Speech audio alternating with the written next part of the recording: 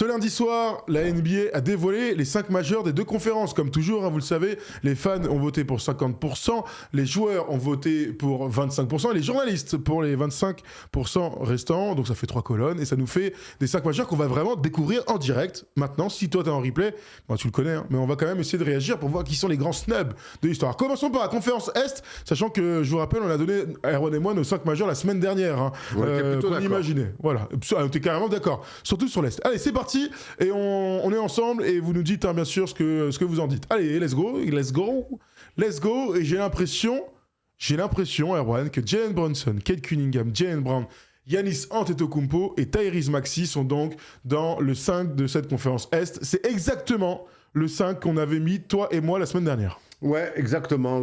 Philadelphie récompensé pour son très bon début de saison et Tyrese Maxey qui, en plus d'être devenu le go-to guy de la franchise, est aussi apprécié de plus en plus de la part des fans parce que être dans le 5 majeur, il y a certes aussi faire une bonne saison statistiquement, puis être aussi apprécié des fans. Donc Tyrese Maxey continue d'évoluer et de rentrer dans cette catégorie-là. Giannis, c'est vrai que c'est celui qui a le moins bon bilan, mais Giannis reste Giannis. Jaylen Brown, une saison de MVP, c'est logique. Et puis derrière, Cade Cunningham et Jalen Brunson, c'est que du grand classique. L'année dernière, c'était Jalen Brunson, Giannis, déjà, même s'il était blessé, Donovan Mitchell, Jason Tatum et Karl Anthony Towns. Voilà, c'est pour faire le petit différentiel. Il y a quand même, ça bouge quand même vachement, tu vois. Il y a 3 joueurs. Alors, bien sûr, Jason Tatum est blessé, hein, mais t'as raison. À l'image de la conférence Est, on peut quand même souligner le fait que Cade Cunningham confirme son statut de joueur ultra apprécié par les fans. En plus de ça, ils sont premiers de la conférence Est. Il est en train de s'inscrire clairement parmi les stars de cette NBA, au moins dans la conférence Est, à confirmer en playoff, même si on n'a aucun doute sur ses capacités à performer dans les grands moments. Hein. Qui a des doutes aujourd'hui sur Cade Cunningham? Il y a personne qui a des doutes. Tom, est-ce que tu as trouvé les votes, etc. Super, merci. Il nous trouve ça tout de suite, Tom, et on va pouvoir en discuter. Bon, pas de surprise. Moi, ça me rassure toujours de voir, même si t'es nul au classement, Giannis Antetokounmpo reste parmi les superstars. Alors, qu'est-ce que c'est ça? C'est la fin des votes. C'est une question que je te pose. Est-ce que c'est la fin des votes? Voilà, c'est le 3e retour des votes. Merci Tom. Alors donc Luka est le joueur le plus populaire de la NBA. Bon, en même temps, il joue aux Lakers. On va rester sur la conférence S, pardon. Giannis est donc celui qui a récolté le plus de voix malgré son classement, on en parlait. Tyrese Maxey 2, Jalen Brunson. Eh oui, Tyrese Maxey est ultra populaire, ça m'étonne pas en même temps. Hein. Jeu hyper flashy, des résultats, des cartons. Cade Cunningham, Jaylen Brown donc est 5e. Dans ce classement-là, Donovan Mitchell redescend un petit peu et Towns, on en parlait tout à l'heure, descend. Jalen Johnson, Erwan finit 8, Michael Porter Jr. finit 9e devant Brandon Ingram. Est-ce qu'il y a des noms comme ça qui t'étonnent? Alors, franchement, le Porter Jr. qui est 9e de la conférence Est, c'est une dinguerie. Hein. C'est-à-dire que c'est le 9e joueur le plus populaire de la conférence Est. Après, bon, il est à Brooklyn, du coup, ça reste malgré tout un gros marché, même si c'est les Knicks, hein, l'équipe vraiment du coin. Et puis, il fait une bête de saison. Et puis, c'est un personnage, tu sais, avec toutes ses sorties dans ses podcasts, ou parfois un peu maladroite, mais du coup, tu sais, les jeunes peuvent se retrouver en lui dans ce mode, ah ouais, il est trop quinri, tu vois. Il joue au basket, il a un Lego, nanani, nanana. Donc, ça peut peut-être aider à sa popularité, mais surtout, on va mettre en avant le fait qu'il soit parfaitement relancé du côté des Nets. Absolument. Je regarde de quelques autres noms. Donc Brandon Ingram, Pascal Siakam, Scottie Barnes, LaMelo Ball dont on a parlé tout à l'heure, Joel Embiid est 14e. Tu sais qu'il y a 4 Knicks. Bah, de toute façon, tu sais... Dans le top 20, il y a seulement 4 Knicks. Jalen Brunson, Karl Anthony Towns, Josh Hart, Anunoby, Michael Bridges. Ouais, on a 5. Mais après, tu sais, c'est comme pour les Lakers. Hein. Ouais. En général, t'as plein de chevaux qui sont placés. Josh Hart, Franz Wagner et Paolo Banchero. Paolo Banchero a moins de votes que Franz Wagner. Ça, c'est quand même... Tu vois, on peut s'arrêter 30 secondes là-dessus. Il y a un semblant de désamour autour de Paolo Banchero. Hein. Ça, Franz Wagner, il a pas joué depuis. Alors, il est allemand et tout, mais... Ce qui est intéressant dans ces votes-là, c'est que c'est des votes de popularité. Mais j'aime bien quand même, et ça me rassure par rapport aux gens qui votent et qui regardent la NBA, qu'il y a quand même aussi un rapport direct avec les productions basket. Oui, toujours. Et clairement, toujours. Paolo Banchero, qui se retrouve dans le top 20, ben ça me choque pas, mais qu'il soit 20e et qu'il soit complètement redescendu dans la hiérarchie, et que Franz Wagner, avec qui il se tire la bourre pour être le go-to guy, il se tire la bourre dans le bon sens du terme, eh ben, il y a une forme de logique. Tant le début de saison, la première partie de saison de Paolo Banchero, elle est ultra poussive, et lui, il est ultra décevant. C'est une logique implacable. Dites-nous dans le chat si vous deviez voter pour Wagner ou pour Balotero. Zaza Pachulia se retrouvait premier des votements. On se disait, bon, ça n'a aucune logique sportive. Là, j'aime aussi voir que les fans qui votent, ils prennent aussi la saison en cours. Tu te souviens, il y avait Caruso qui avait reçu beaucoup de voix à un moment donné. Évidemment, Yao Ming, grâce au pouvoir des fans chinois, avait dépassé pour sa saison rookie Shaquille O'Neal. Ça avait fait énormément parler à l'époque. Bon, là, pour le coup, tout est plutôt logique. Oui, dans la conférence S, il n'y a pas trop de surprises. Bien sûr, le fait qu'il n'y ait pas Tatum, ça change. Jalen Brown, on a Jalen Brown, c'est juste mérité après, non, on a fait une émission sur lui la semaine dernière, un First Day Show, parce qu'il fait une saison de MVP. Et la question qu'on s'était posée, c'est peut-il être MVP? La concurrence est forte, mais remettons quand même en lumière la saison de Jalen Brown. Il y avait tout pour qu'il n'y ait pas de pression, qu'on n'en veuille même pas aux Celtics s'ils bataillent pour le play-in. Et Jason Tatum n'est pas là, il y a eu beaucoup de départs, il y a des nouveaux propriétaires qui ont un petit peu moins d'ambition, qui ont réduit la valeur financièrement. Personne n'en aurait voulu aux Celtics d'être 7e, 8e ou 9e de la conférence Est. Sauf Jalen Brown. Bravo. Et évidemment, les autres joueurs et son coach, évidemment. Mais lui, il fait une saison de MVP. Et en plus, à l'heure actuelle où on enregistre, ils sont 2e de la conférence Est. Très fort. Donc, c'est largement mérité de voir ce mec-là. Et il fallait mettre en lumière tout ça, donc qu'il soit titulaire à l'Est. Alors, c'est exactement ce tableau-là que je voulais voir. C'est la première fois qu'il est titulaire à l'Est, non? Pardon? C'est la première fois, non? Ah, je sais pas. Jalen Brown. Je sais pas. J'ai pas l'info comme ça. Si vous l'avez dans le chat, vous me dites. On regarde le tableau d'en bas avant de regarder celui d'en haut, mais regardez donc le détail. Hein. Giannis est donc deuxième, a été voté deuxième meilleur joueur de la conférence SDR, Kate Cunningham par les joueurs. Ça, c'est très intéressant. Tyrese Maxey, 5e dans ce classement-là. Michael Porter Jr., 10e, par exemple. Parmi les fans, donc on l'a vu, Giannis 1er, Kate Cunningham 4e. Côté médias, Giannis est 5e, il descend. Le premier, c'est Jalen Brown. Les médias, les journalistes ont voté Jalen Brown meilleur joueur le plus populaire de cette conférence Est. Voilà, pour aller dans ton sens, Erwan. Vous savez que Brunson est 4e, 3e et 3e. Donc ça donne ce classement-là sur la droite. On découvre ensemble la conférence Est, le 5 majeur, s'il te plaît, Tom, avant de regarder tout ça, et j'ai l'impression qu'on a une super bonne nouvelle. Bah oui, Victor Wembanyama est donc dans le 5 majeur de la conférence Ouest. C'est une énorme nouvelle. C'est la première fois qu'un Français est dans le 5 majeur de la conférence. Joachim Noah l'avait été. Regardez, Shai Gilgeous-Alexander, Stephen Curry, Luka Doncic, Victor, et donc Nikola Jokic. On rappelle que cette année... Belle équipe. Belle équipe de basket. Il a un doute, Tom, sur Joachim Noah. Je crois qu'il est titulaire une année. Moi aussi, je pense que c'est une première. Joachim Noah, il est. Autant pour moi. Je pense pas. Je pense pas. Mais Victor Wembanyama. Merci pour mon effet d'annonce en tout cas. Victor Wembanyama, donc, est dans le 5 majeur. C'était attendu, saison 3 en NBA. Il s'installe avec les bons résultats de son équipe et surtout par son star power, One, comme l'une des stars de toute l'NBA. C'est un truc de fou. Victor, je pense que c'est vraiment cette année-là où il devient la superstar qu'il est censé être. Parce que, évidemment, et c'est tant mieux, heureusement que ça marche comme ça. C'est qu'il y a des résultats qui ont suivi. Voilà, lui aussi, c'est évidemment maintenant, ça devient sa ligue, il connaît la musique, il connaît ses adversaires, il est sifflé comme une superstar. Mais surtout, le grand changement de cette saison avec Victor, en plus de son côté un peu bad boy, qu'on aime beaucoup, c'est que son équipe gagne des matchs et est dans l'eau de la conférence Ouest. Et ça, dans la perception de tous, c'est plus juste le jeune rookie ovni qui doit devenir un grand joueur, c'est déjà un grand joueur. Et franchement, ça fait kiffer. Ça fait kiffer. C'est bien le premier Français. Hein. C'est confirmé. Premier Français de l'histoire à être dans le 5 majeur. C'est juste une prouesse de malade. Ils sont... Franchement, on est qu'au début de sa carrière. Il n'a pas joué de play-off. Il n'a pas encore gagné Il a gagné le trophée de rookie de l'année quand même. Il n'a pas encore gagné de trophée individuel. On lui promet évidemment 5-6 trophées de défenseur de l'année. Vous savez qu'il lui reste pas beaucoup de matchs à manquer, entre guillemets, s'il veut atteindre ce trophée individuel. Mais de le voir dans le 5 majeur, ça montre à quel point ce gars-là est juste hors norme et qu'il confirme en fait ce qu'on imaginait de lui avant son entrée en NBA. Ce qu'on aime beaucoup avec Victor, c'est que je trouve que cette année notamment, il rend beaucoup de match-up, qui gagne souvent mais qui perd par moment, il les rend presque iconiques. Tu vois, on a adoré ses duels avec Chet Holmgren, on a adoré sa fin de match à Boston, on a adoré la défense de Randle sur Wembanyama, on a adoré la revanche ensuite de Victor sur les Timberwolves dans un match fantastique. Ah ouais, à voir absolument les gars, face à Bérenger et face encore une fois à Julius Randle. Franchement, tous les matchs de Victor, c'est...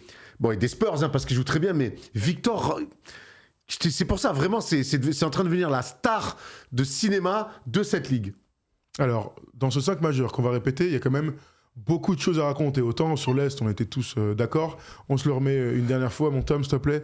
Donc, chez MVP, des finales MVP, il n'y a rien à dire. Steph Curry bénéficie toujours d'une cote de popularité Énorme. incroyable. Steph est dans le 5 majeur. Quand on va écouter le nombre de mecs qui ont été snobés pour le 5 du All-Star Game, on va quand même se dire que c'est quand même une dinguerie. Nikola Jokic est bien sûr le meilleur joueur du monde, même s'il est blessé, et Luka, surtout avec un maillot des Lakers, sera toujours parmi les gars qui vont recevoir le plus de votes. D'ailleurs, on peut regarder les votes, hein, on les a vus tout à l'heure, mais je voulais quand même vous redire à quel point, plutôt les votes s'il te plaît, avant qu'on regarde ça, pour voir à quel point Luka, avec la tunique des Lakers, c'est juste le joueur le plus populaire de la NBA. Il remplace qui ? Il remplace LeBron et Erwan. Exactement. Parce que la grosse information, c'est que pour la première fois depuis 20 ans, LeBron n'est pas dans le 5 majeur du All-Star Game.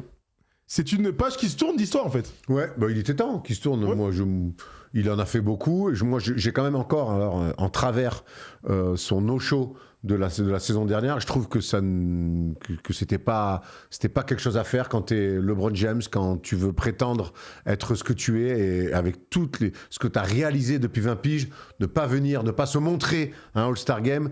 Je trouvais ça vilain, et quelque part, je sais pas si c'est le karma, parce qu'il y a plus une logique de temps. C'est la 23e année. Exactement, mais c'est bien de voir des jeunes joueurs arriver, c'est bien de voir des joueurs partir, c'est bien de voir des pages se tourner, et on a la chance d'assister à tout ça. Tiens, regardez ça. Donc Luka est premier avec 3,4 millions de votes. Hein. Yanis est deuxième avec 3,1. Nikola Jokic, donc Steph Curry est troisième. Alors, évidemment, énorme marché, énorme cote de popularité. Il est devant Shai Gilgeous-Alexander.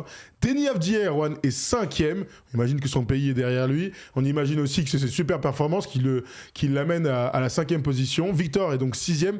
Anthony Edwards, parce que parmi les grands snobs, Ant-Man, là, il est out. Kevin Durant aussi, 9e joueur. Regardez le deuxième tableau, Tom, s'il te plaît. Regardons ensemble. Regardez Austin Reeves, quand même 11e dans tout ça. Regardez donc la synthèse des votes médias, joueurs et donc ceux des fans pour voir que finalement ça s'est joué à pas grand chose. Nikola Jokic donc finit 1-2-2, donc un des joueurs deuxième des fans et deuxième ex-aequo des médias. Luka est sixième des joueurs. Sixième, c'est fou. Sixième des joueurs, c'est fou. Donc Luka, parmi les joueurs, il est derrière Nikola Jokic, logique, Shai, logique, derrière Steph Curry qui est deuxième des joueurs.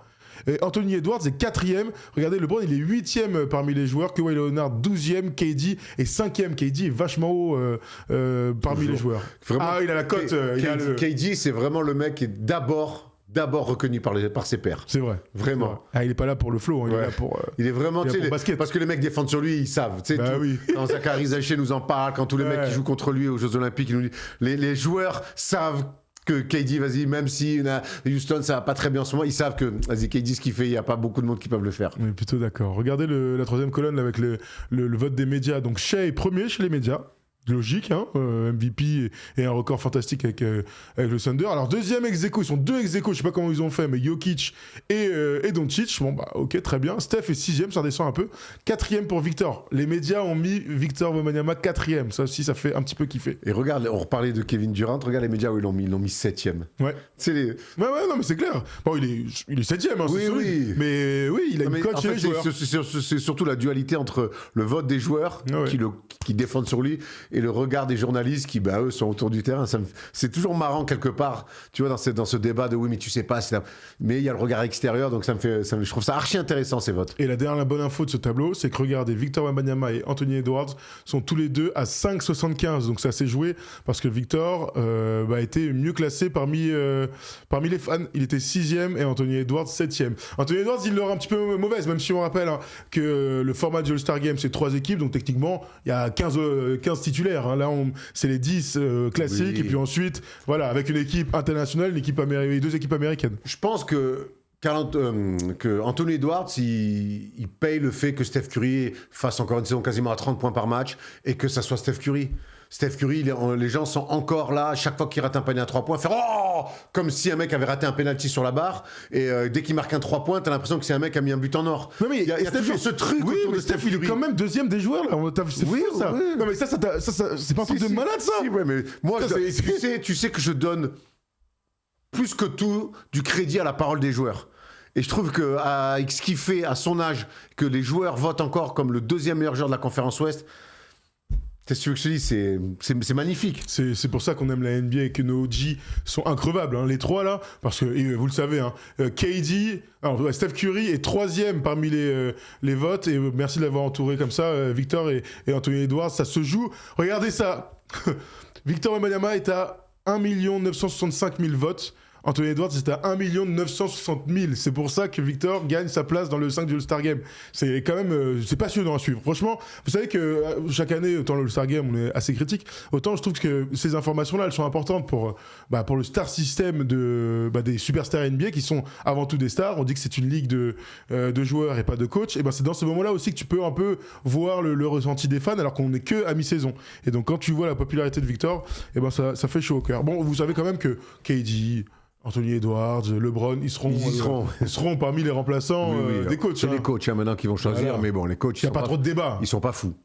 Tout le monde fera nos remplaçants. LeBron, hein. On fera nos remplaçants bientôt. Oui, on va faire nos remplaçants, ouais. Et puis après, on fera nos snubs, bien sûr. Qui n'a pas été sélectionné au All-Star Game et qui va chialer du coup. Oui, on n'a pas parlé de Jamal Murray. Jamal Murray, a priori, sera choisi parmi les remplaçants. Enfin. Ah bah là, franchement, si tu le choisis pas là, tu le choisis plus. Voilà. Alors que la concurrence, c'est un truc de fou hein, là, dans la conférence Ouest, mais on imagine que Jamal Murray y sera. Bon, voilà pour tout ça. Est-ce que tu veux rajouter un dernier truc ? Bon, évidemment, Jason Tatum est blessé. Je réfléchissais à quel mec on aurait pu oublier. Je regardais un peu vos commentaires, mais il n'y a pas grand-chose. Voilà ce petit récap des 5 majeurs qui ont de la gueule. On rappelle donc qu'il n'y a plus de poste aussi, hein. C'est important. Ça change pas mal la donne. Non, mais écoute, pour moi, tout me paraît assez logique. On peut discuter évidemment sur Anthony Edwards qui fait une énorme saison, qui est une superstar de NBA. Le dernier quart-temps là, face aux Spurs, où il met 26 points pour les ramener ou même donner l'avantage. C'est là que tu te dis quand même, c'est un joueur supérieur. Ça. Mais encore une fois, la concurrence, elle est monumentale avec le MVP et champion en titre, Steph Curry, Doncic.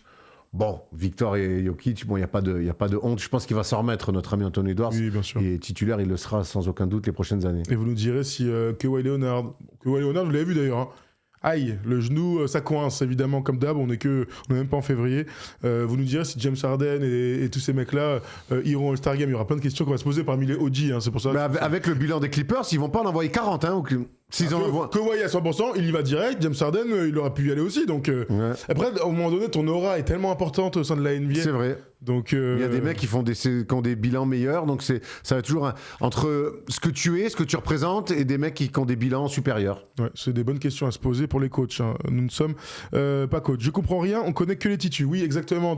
Alors tu sais, peut-être que certains découvrent un petit peu le mode de fonctionnement du All-Star Game, mais d'abord il y a les retours des votes, puis ensuite la NBA annonce les 5 majeurs. Dans un deuxième temps, ce sera début février, je pense fin janvier, début février, les coachs annoncent les remplaçants de chaque conférence, et puis quand il y a des blessés, hop, il y a un mec qui pop. Je viens de voir que Bam Adebayo a été élu joueur de la semaine avec Shai Gilgeous-Alexander. Bam Adebayo fera partie des vrais candidats pour une place au All-Star Game, hein. Il a retrouvé des couleurs cette saison. Tu vois, quand je vois ces 2-5 majeurs, ça me donne une hype en fait pour le All-Star Game, et puis après je me rappelle ce qu'est le All-Star Game et en fait ça me coupe la chic direct, c'est incroyable. Vous avez vu ce qu'a dit Kevin Garnett sur LeBron et sur l'histoire avec Kobe, hein. J'espère que vous l'avez vu passer. Incroyable. Kevin Garnett dit texto à la Kevin Garnett. Dans son verbe habituel, c'est-à-dire tel le chien qu'il est, il dit les gars, il y a un gars qui a flingué le All-Star Game, c'est LeBron. Et il parle d'une action, en plus, c'est bien fait, on la voit tout de suite. Et je m'en souviens très bien, on s'en souvient très bien, où tout le monde a envie de voir un contrat entre Kobe et LeBron, qui sont les 2 meilleurs joueurs du monde. Kobe, il est en défense, il dit vas-y, chou. Il tape les mains sur le parquet. Vas-y, hop, tu fais une passe. Come on, bro. Voilà pourquoi. Ce sera jamais le GOAT. Voilà pourquoi. Bref, allez, on s'arrête là-dessus. Et pour tous ceux qui nous regardent en replay ce week-end, vous nous donnez bien sûr ceux que vous avez envie de voir au All-Star Game, surtout s'il y a des mecs qui sont pas loin de l'être, ou ceux qui peut-être iront pour la première fois au All-Star Game. Alors ça c'est super. LeBron History, merci Tom, t'as raison de nous mettre des petits trucs comme ça. Sur le roster de 2005 de la conférence Est, LeBron est donc le seul qui reste, hein, bien sûr, mais ce sera la première fois qu'il ne sera pas dans le 5 depuis 21 saisons. Enfin, j'ai dit 20 ans, c'était 21 en fait. Belle longévité. Ça veut dire à battre ça. Hein. C'est-à-dire que tu ne peux jamais manquer de All-Star Game, il ne faut jamais te blesser. Voilà, il faut toujours être élu. Il faut durer plus de 20 ans. C'est quand même une sacrée dinguerie. Bon, voilà. On aurait vécu tout ça, en tout cas. On va pas tout lui enlever à Pépère. Merci à vous tous et merci à Oli de sponsoriser la chaîne et d'être avec nous, notre partenaire. On va en parler longuement prochainement, bien sûr, puisqu'on a décidé d'arrêter le soda. En tout cas, j'ai décidé de tenter ce qu'il ne faut pas faire, c'est-à-dire je bois du thé glacé, quoi, en gros. Voilà, donc on aura le temps d'en discuter, bien sûr. On vous met un petit. T'as déjà tes parfums préférés? J'ai déjà mes parfums préférés. Il y a le Gorilla Grape, nouveauté là qui me régale, parce qu'on est très iced tea, vous le savez. Moi, je me suis contenté d'un miel citron, ça marche très bien. Mais parce que c'est là que t'es malin, toi. Ouais. Mais en même temps, si tu veux des vitamines, tu as ce qu'il faut. Des antioxydants, tu as ce qu'il faut, cher ami. Donc voilà, nous, on prend ça quand on va jouer au basket ou quand on est au bureau. Vous savez qu'il faut boire 1,5 litre par jour, hein, c'est ce qu'on dit, hein. Mais tous les jours. Mais du coup, c'est bien, avec les gourdes comme ça, tu sais ce que tu bois dans la journée. Franchement, c'est cool. Et même quand on va jouer à la hoops, clac, clac, un petit peu comme ça met un peu du jus. On est bien. Absolument. On met des grandes filoches dans la gueule. Exactement. On vous met les codes promo juste là, justement. First Team 5 pour avoir 5 € de remise sur votre premier achat et 10% avec le code First Team sur toutes vos commandes. Si vous voulez nous rejoindre avec Oli, eh bien, vous êtes les bienvenus.